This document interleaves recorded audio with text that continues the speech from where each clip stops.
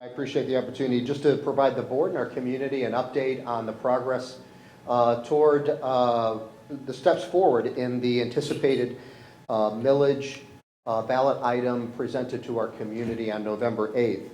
I want to start by really highlighting and celebrating the amazing men and women across our organization that are really ultimately responsible for the greatness we've been able to achieve as a district. The opportunities we've been able to provide our students, the continued graduation rate growth we've seen across our schools and across all of our subgroups, the sustainable acceleration opportunities we provided our students, graduating well over 80% of our high school seniors every year with advanced credentials in addition to their high school diploma. But the reality is behind that success are people who are elevating and raising up our kids to have the opportunities, but not just have the opportunity, but to achieve within that opportunity. And this gives us a really nice glimpse of the men and women across our organization. It takes all of us working together and coming together to support our kids and make that happen. And I would highlight that Brevard Public Schools continues to have one of the highest, most experienced teaching staff in the state. And I would offer and state confidently that that experience yields greatness. And we're very pleased, proud, and blessed to have experienced, talented master educators working in front of our students. This gives you kind of a personal face and glimpse of some of our celebrated heroes, some of our celebrated educators in Brevard. We're going to bring a couple of them to our board meeting this evening and celebrate them formally in public. Our amazing principal, Blair Lovelace, who took her, I'm going to steal some of the show tonight, but that's all right. We can't celebrate it enough. So proud of Blair and her team at Coquina Elementary School. When she became the principal there a few years ago, they had earned a D as a school, and even through COVID, rose above the challenges and earned a B last year as a school. So very proud of her and very excited to submit her as a candidate to the state as Principal of the Year. I'm going to speak it into existence. I suspect she will be a candidate as a state of Florida Principal Leader finalist when the state gets done evaluating, because she has done a tremendous job. But also our Teacher of the Year last year, Alex Wicker. If you want to go see some amazing science instruction with 7th graders, she left as a forest ranger teaching random folks about the wonderful parks and forest preserves we have to investing in 7th graders to learn science, and she's just a dynamic educator. And we certainly celebrate Officer Jennifer Imperato at Ocean Breeze. Seldom a kid gets into school every morning without her greeting and connecting with them, and the relationship she has with our kids across Ocean Breeze is just amazing. And also Kelly Gergen, will celebrate her this evening as Assistant Principal of the Year. She received that award shortly before she was selected to become the leader of our Gardendale Day School for our students with most severe disabilities, and is just doing an admirable job of loving on, serving, and raising up our students at Gardendale. So ultimately, as we've faced, we've realized that it's the people that help our kids that we need to keep in mind every day. That led me to ultimately the recommendation now a few months ago to put before our community an ad valorem tax for the compensation challenges that we face. You know, we've been fortunate. Our state leaders, our governor initiated increasing our beginning teacher salary wage 3 years ago and has helped fund that along the way. And we've made incredible strides in raising the beginning teacher salary for our teachers. You can see here that this year, tonight, the school board will be approving the compensation schedule for our teachers employee group, and our new beginning teacher salary would be $48,725 for this school year. But the challenge that has brought to us is there has not been funding to tackle the realities of wage compression. In other words, our teachers who are above beginning teacher salary that beginning teacher salary is bumping up against their salary. I share with our community when I talk about the what, the why, the hows, is we have master teachers, 15-year teachers who are serving in one classroom in our school right next door to a brand new teacher. That 15-year experienced teacher is doing a great job of establishing routines and systems within the classroom and really embarking on rich ELA and math and science and history learning within the classroom. And as to be expected, our beginning teacher is struggling and likely leaning on that experienced teacher right next door. But what only separates them in salary at this point is several $100s. And we've attempted to tackle that as a district, but we can't keep up with the rate that has occurred and that legislation kind of challenges along the way. And then also impacting or making wage compression a reality is the minimum wage increase to $15. We know that in 2020, the voters of Florida approved raising our minimum wage as a state to $15 an hour over time by 2026. But our legislature this last session accelerated that for government and public school systems. So we were mandated to go to the $15 an hour minimum wage by October 1st. And our legislature provided an increase in the BSA or base student allocation to be able to build that into our budget. But again, the revenue wasn't there to tackle everyone above $15 an hour. And so now we have employee groups that were delineated by pay based on responsibility and supervisory duties that are now at the same exact hourly pay rate. And to be able to address and tackle that requires significant additional revenue. The board's aware that we conducted a study of wage compression through a third party, Carr, Riggs, and Ingram.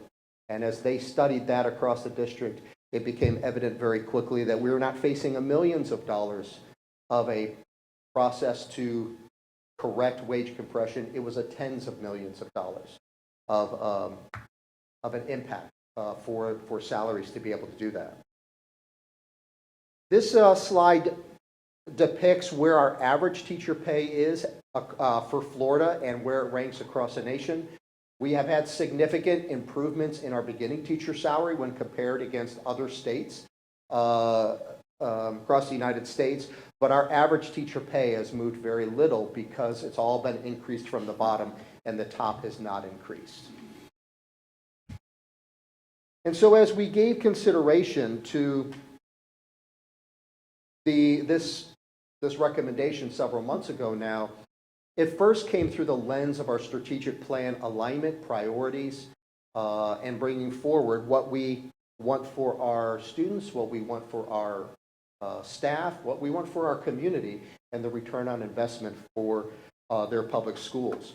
And if you dive in and look closely at the strategic plan, particularly Goal 1, academic excellence, I would remind the board and draw our community's attention to Objective 2A, A2, to ensure every student is taught by certified, skilled teachers who hold high expectations for all learners. And it takes time to become skilled and an expert in the craft who are able to consistently hold our kids to high expectations. And that's why we've been able to excel as a district, and we want to be able to retain those master teachers that I have already mentioned. Second, Goal 2, exceptional workforce. Our objective E3 to retain a diverse pool of candidates for all classification of positions within Brevard Public Schools. And objective E4, develop and provide long-term compensation and benefits package and benefits for all employees. We know that in today's workforce market, retention is the first strategy to recruitment, or the best strategy to recruitment. And to retain our employees in this ever-increasing competitive workforce market, it has become evident that we have got to be more competitive with the compensation, particularly of our most expertise and experienced employees. Just to emphasize, as you know, Brevard Public Schools has one of the most experienced teacher workforces in Florida who consistently provide high-quality learning opportunities for our kids. However, the national, regional, and local labor shortages are affecting our ability to serve students as critical instructional and operational positions remain unfilled. Funding is needed to increase teacher and staff compensation to continue to recruit, but also retain a high qualified workforce, which ultimately benefits our kids and continues to give our community a great return on investment. So just to highlight the process, the school board approved the resolution on April 26th to put before our community a ballot item for raising a $1 million property tax for the operating budget to be dedicated to compensation benefits, student achievement, program enrichment, as well as some classroom technology enhancements. That resolution had to go through the county commission as a validation that we had met all of the statutory requirements that are part of bringing forth a ad valorem millage ballot item, and that was approved on May 19th and has moved forward to the supervisor of elections. Just for clarification, initial revenue is not expected until November, December of 2023. So if on November 8th the voters do approve the ad valorem millage, it would not go into effect until the next tax roll, which would be November of 2023. Included in the resolution before the board, as a reminder to our community, our commitment to a Citizens Oversight Committee, which I will talk about a little bit more in a few minutes, but also acknowledging that charter schools qualify for their proportional allocation of this millage if it is passed by our community. We presented previously, and we'll get into quite a bit more detail here in a moment, but just the big picture, what does the allocation of the millage revenue look like? The anticipated revenue to Brevard Public Schools is projected to be $54 million after the charter school allocation. And the breakdown of the distribution is as follows, as you can see. 80% is devoted and dedicated to compensation and or benefits for teachers and all employee groups. You can see that that's approximately $43 million. That is exclusive of school board, superintendent, and general counsel, just to provide clarification. All employee groups do not include board, superintendent, or general counsel. Student program development, access, expansion, and or support makes up 16% of the allocation, or approximately $8.6 million. I'll show a little bit more closely what that breakdown looks like. And technology at about $2.1 million for the advancement of our Classroom of the Future initiative. Right now that's very slow going, and we wanted to prioritize the experiences that our students receive in the classroom, but also it is a recruitment and a retention tool for our teachers in the classroom as well, as we're able to provide them state-of-the-art technology to enhance the instructional delivery for their students. So here you see the plan or the allocation of Brevard Public Schools millage revenue. Again, the largest bucket being compensation and benefits at 80% of the overall allocation. $35.9 million would be specifically dedicated to compensation and benefits for budgeted salary positions. That would be broken down further by percentage of the employee groups that make up the budgeted salaries for the district. By that I mean we have 3 employee groups. That's our teacher employee group, our hourly or our certified employee group, and then the non-bargaining, predominantly administrative employee group. The $35.9 million would be distributed proportionally to those employee groups based on the percent of salary that group makes up in our current budget for the district. Then you can see we also have 10.5% of that bucket set aside for supplements. So what are supplements? Those are extra duty assignments that teachers or other staff or community members take on throughout our schools and across the district. Things like department chair,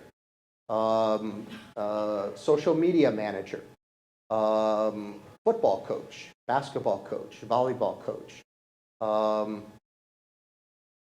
Certain clubs and club sponsors receive supplements for those extra assignments as well.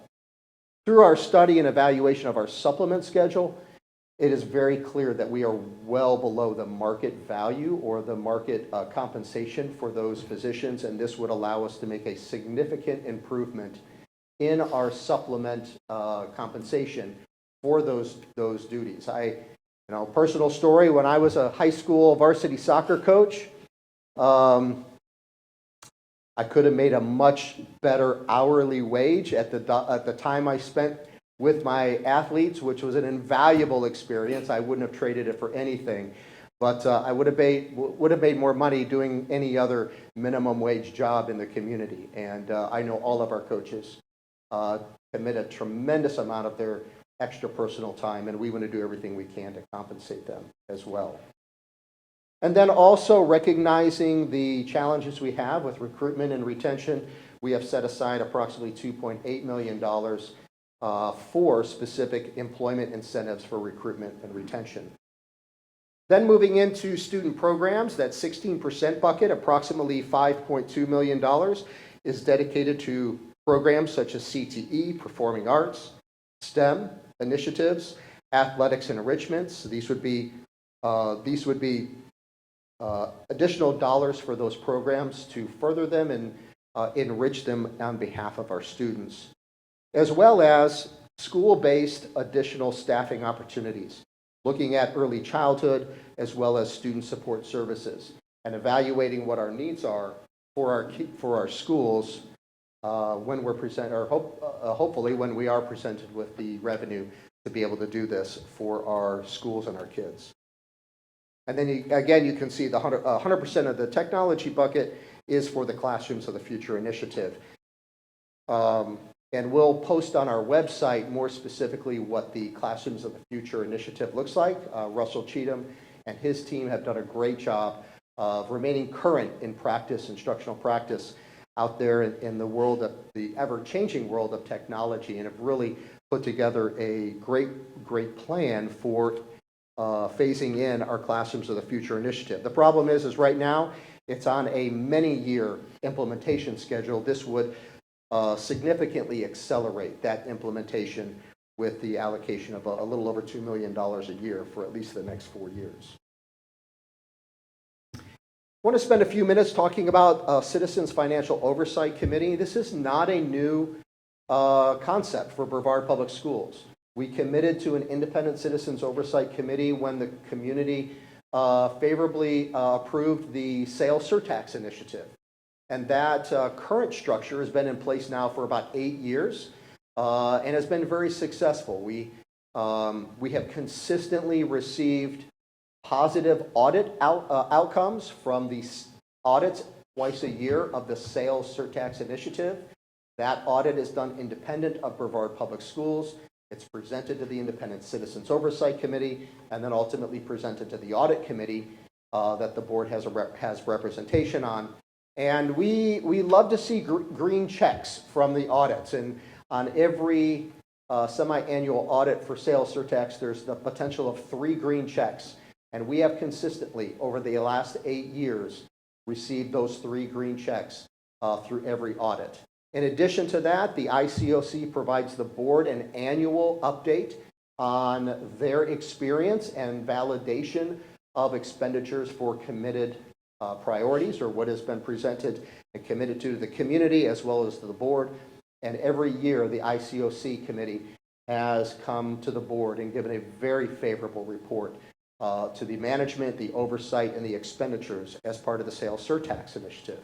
I take the time to say that because, one, we're not strangers to this level of accountability, and we welcome it, and we absolutely will make it a part of this initiative if our community commits to this with us. And the Citizens Oversight Committee, which will be a separate entity for strictly the Millage initiative, will have the same reporting structure. The mission will be to provide oversight to ensure proper fiscal stewardship of operating funds provided by the 1 mil increase in the operating ad valorem millage. Membership will be similar to that of the sales surtax ICOC, comprised of no less than 7 and no more than 11 members. Meetings will be held at least quarterly or more frequent as needed or called by the chair of the Oversight Committee. And their areas of responsibility to provide that oversight, review expenditure reports produced by the district, ensure that 100% of the proceeds are expended only for the purposes set forth in the ballot, make reports to the board and superintendent, which include but not limited to a statement indicating whether the district is in compliance with the requirements of the ballot, receive and review copies of a district audit regarding the proceeds related to that ballot. You know, one of the common questions I have asked when I'm out in the community about these funds is, if the community approves the millage, do the dollars assessed in Brevard stay in Brevard? And the answer is a resounding yes. The reason that that is a funny question to ask, you would assume, but we've presented before that the millage that is assessed in Brevard County towards the Florida Education Finance Plan or program, that actually goes to the state, and the state puts that in a large bucket for statewide public school funding, and Brevard actually receives back just a little less than every dollar we send up for Brevard Public Schools. In the case of the millage, every dollar assessed here stays here and would go into this initiative. So I want to take a few minutes to talk through what is a mill and what would the average family expect to realize with a mill increase. A 1 mil essentially is $1 for every $1,000 of home taxable value. So for every $100,000 of taxable value, and I'll talk a little bit more about the difference between taxable value and market value, is approximately $100. The median taxable value of a home, of a single family home in Brevard County, is $153,000 approximately. That was just recently reassessed based on the tax appraisers' website and their database of taxable value. So that is a very current number for Brevard County based on the most updated database from the county. That would translate to that home value of $153.10 per year, or approximately 42 cents a day. And what I mentioned a moment ago, the difference between taxable value and market value. If you look at your property tax roll or assessment you received probably within the last month or so, you look halfway down that tax roll, you'll see assessed taxable value, and right next to it another box that says current market value. And at least on my tax notice, my market value is significantly higher than my taxable value. And I remind our community that the reason for that is the Florida Save Our Homes legislation, where taxable value can only increase a maximum of 3% if market value has increased at a greater rate. And we certainly know that across our community in Florida, and likely across the country, that property values have gone up quite a bit significantly over the last year or even the last 5 years. But the taxable value of the home has not risen at anywhere near that same rate as you've stayed in your home. The board and the community has seen this slide before. It was part of our budget presentation over the last several weeks, but it does a nice job of depicting what has been the historical reality of our millage rates in Brevard or in the state of Florida for the last 12 years. And you can see that there was a high watermark school district millage assessment back in 2012 of 8.1 mils and has decreased since then to now 5.495 mils for this current tax roll. That's a cumulative millage. 1.5 of that is for the capital outlay or the capital budget of the district. And I know at least some board members remember that the capital millage several years ago, not long before 2011, was actually 2 mills, but it was reduced by the legislature down to 1.5 mills, and it has remained there for at least the last 12 years.